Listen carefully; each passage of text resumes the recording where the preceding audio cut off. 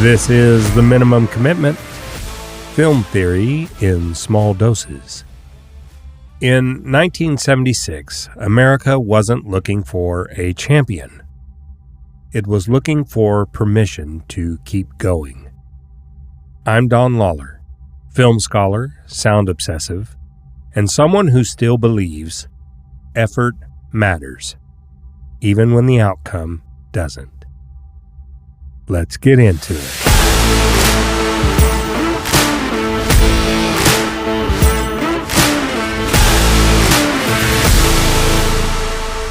When the film Rocky hit theaters, it arrived as relief. Audiences felt something steady again, something honest. A story about effort that showed the repetition, the soreness, and the unglamorous work of getting better. The country was tired. Vietnam, Watergate, economic stagnation. The American dream felt smaller, slower, and harder to reach. Then came a working-class nobody from Philadelphia. Not smart, not fast, not special. Just stubborn enough to stay standing. Rocky Balboa, played by a then unknown Sylvester Stallone, didn't promise victory. He promised dignity. And that promise landed exactly where it needed to. The story of Rocky works because it redefines success. This isn't a story about winning a belt. This is a story about earning self-respect. About pushing past the limit you assumed was fixed and discovering it moves. And that pivot is the heart of the film. In a moment when upward mobility felt fragile, the film offered a version of the American dream that didn't require triumph, only endurance. You don't have to be the best. You just have to go the distance. That idea didn't stay in the boxing ring. It slipped into ordinary life, into the quiet grind of studying when no one notices, into careers built slowly without glamour, into personal battles that don't come with trophies. Rocky gave people permission to measure success privately, and that changed many lives. But cultural myths don't travel on story alone. They travel on feeling. Rocky didn't just tell audiences what perseverance looked like. It taught them how perseverance should feel in the body. And that lesson doesn't come from dialogue. It comes from sound. Once the film redefines success, it needs a language that can move beyond words. That's where the score steps in. Before Rocky ever speaks, the trumpet speaks for him. That opening fanfare isn't subtle. It's ceremonial. It's the musical language of heroes, reflected in an orchestrated brass section and a movement of rising motion. The sound tells us this man matters long before the world around him does. Then the score does something quietly radical. The main theme first appears as slow, almost mournful piano, effort without momentum, trying without belief. Later, that same melody returns transformed, faster tempo, full brass, and driving rhythm. Nothing about Rocky's talent has changed, only his commitment. The music teaches us how to feel about effort itself, not about winning, about trying harder than you thought you could. When dialogue disappears during the training montage, the score takes over as motivation. Music replaces instruction. Emotion replaces strategy. The sound doesn't say, "You will win." It says, "Keep moving." What the score is really doing is preparing us for a body at work.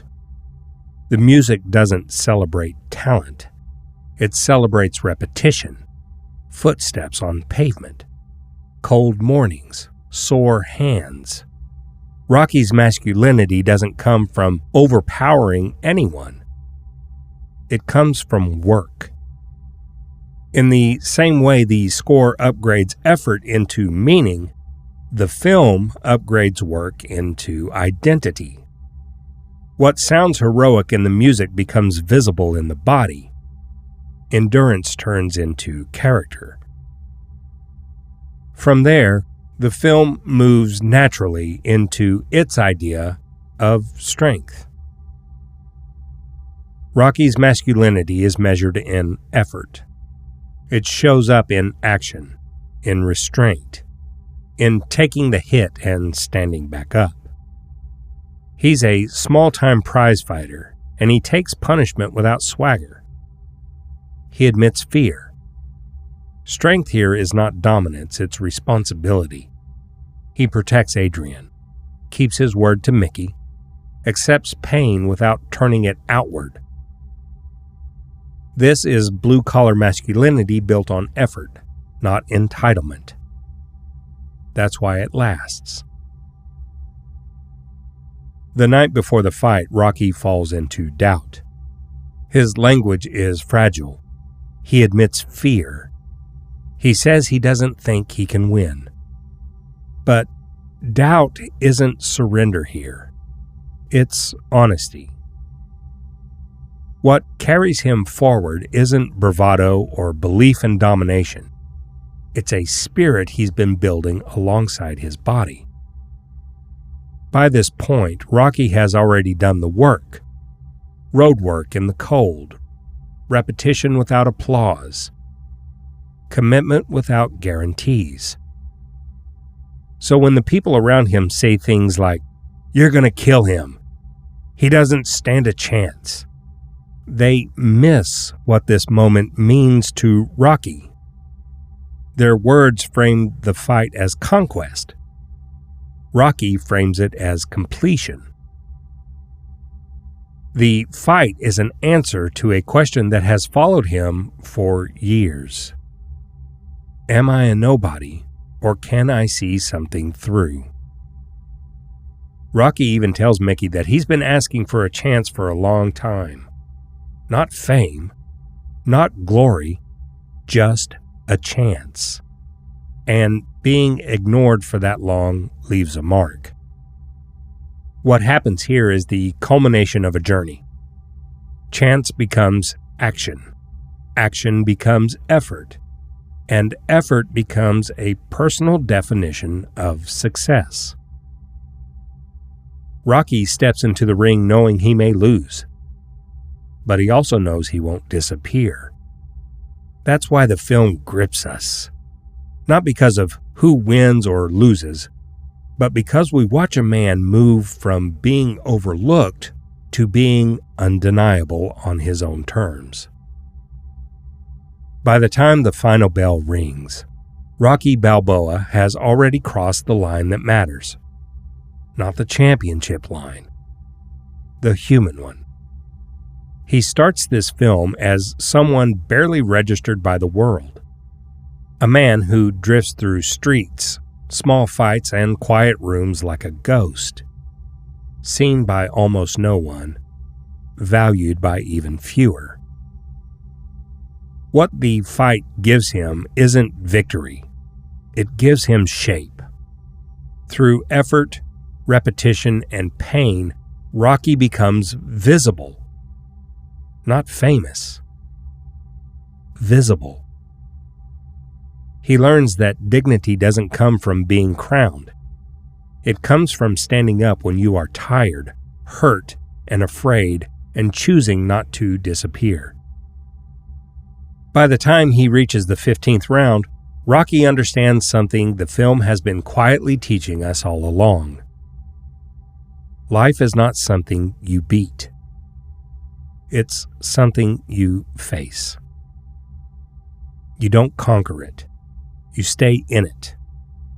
You take the hits. You keep your commitments. You protect the people you love. And when the bell rings, you hope you're still standing as yourself. Rocky doesn't leave the ring as a champion. He leaves it as a man who knows who he is. And sometimes, that's the only victory that lasts. That's your thought for the day. Minimum commitment, maximum meaning. See you next time.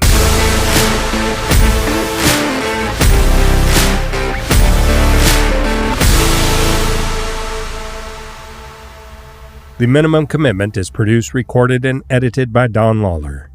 Music by Alex Grohl.